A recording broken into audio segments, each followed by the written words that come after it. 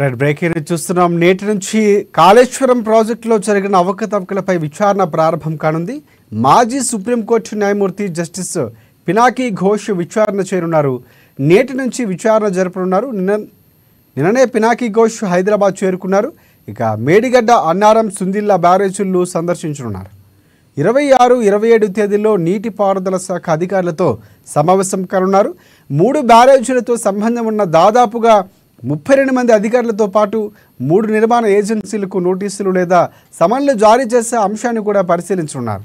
కాళేశ్వరం ప్రాజెక్టులో జరిగిన అవకతవకలతో పాటు మేడిగడ్డ కుంగిపోవడంపై పరిశీలన చేసి ఈ కమిషన్ ప్రభుత్వానికి నివేదిక ఇవ్వనుంది.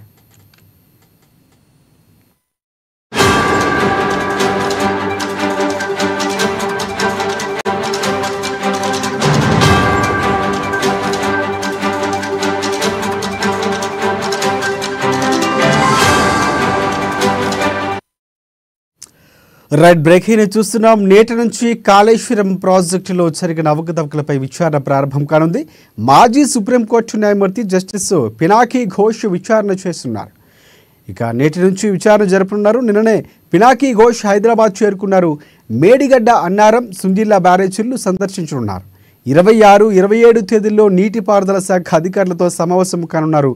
3 బ్యారేజీలతో సంబంధం ఉన్న దాదాపుగా 32 మంది అధికారులతో పాటు 3 నిర్మాణ ఏజెన్సీలకు నోటీసులు లేదా సమన్లు జారీ చేసే అంశాన్ని కూడా పరిశీలించనున్నారు. కాళేశ్వరం ప్రాజెక్టులో జరిగిన అవకతవకలతో పాటు మేడిగడ్డ కుంగిపోవడంపై పరిశీలన చేసి ఈ కమిషన్ ప్రభుత్వానికి నివేదిక ఇవ్వనుంది. ఈ అంశానికి సంబంధించి పూర్తి అప్డేట్స్ అందించేందుకు వరంగల్ నుంచి మా ప్రతినిధి స్వామి మనకి ఫోన్ లైన్లో సిద్ధంగా ఉన్నారు. ఎస్ చెప్పండి స్వామి.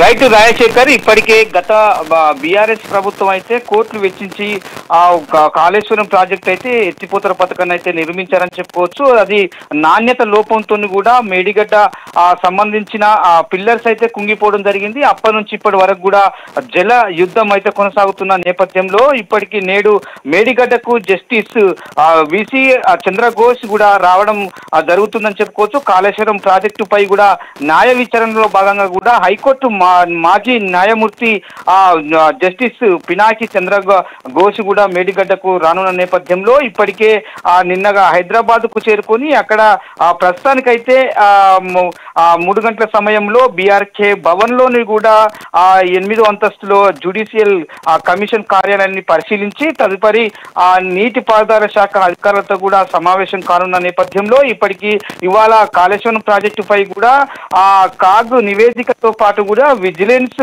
అండ్ ఎన్ఫోర్స్మెంట్ విభాగం అందించిన నివేదిక ప్రకారము ఇవాళ జాతీయ డ్యామ్ సేఫ్టీ అథారిటీ తొలి నివేదికను అధికారులకు ఆయన ముందుంచి ప్రాజెక్టు వైఫల్యాలను వివరించనున్న నేపథ్యం అయితే ఉందని చెప్పుకోవచ్చు. ప్రస్తుతానికైతే మరుసటి రోజు నుంచి కూడా అంటే ఇవాళ మేడిగడ్డతో పాటు కూడా అన్నారం, సుద్దిల్లా బ్యారేజీలను కూడా పరిశీలించి రేపు అంటే 26, 27 తేదీలో కూడా నీటి పారుదల శాఖ అధికారులతో కూడా సమావేశం కానున్న నేపథ్యం అయితే ఉందని చెప్పుకోవచ్చు. ఆ తర్వాత కూడా 3 బ్యారేజీలకు సంబంధించి దాదాపుగా 32 మంది అధికారులతో పాటు 3 అయితే సుద్దిల్లా, మేడిగడ్డ, అన్నారం బ్యారేజీలకు సంబంధించిన నిర్మాణ పనులు అయితే ఎవరైతే ఏజెన్సీలు అయితే ఆ నిర్మాణ పనులు చేపట్టారో వాటికి నోటీసులు లేదా సామాన్లు అయితే జారీ చేసే అంశాన్ని మాత్రం పరిశీలించనున్నారని చెప్పుకోవచ్చు. ప్రస్తుతానికైతే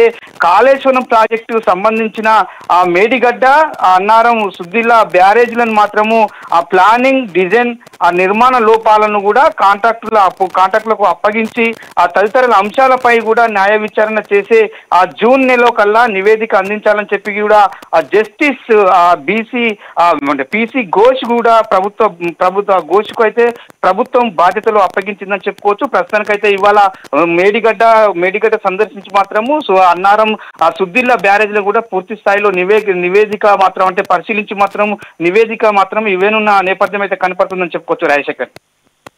right thanks for updates Swamy.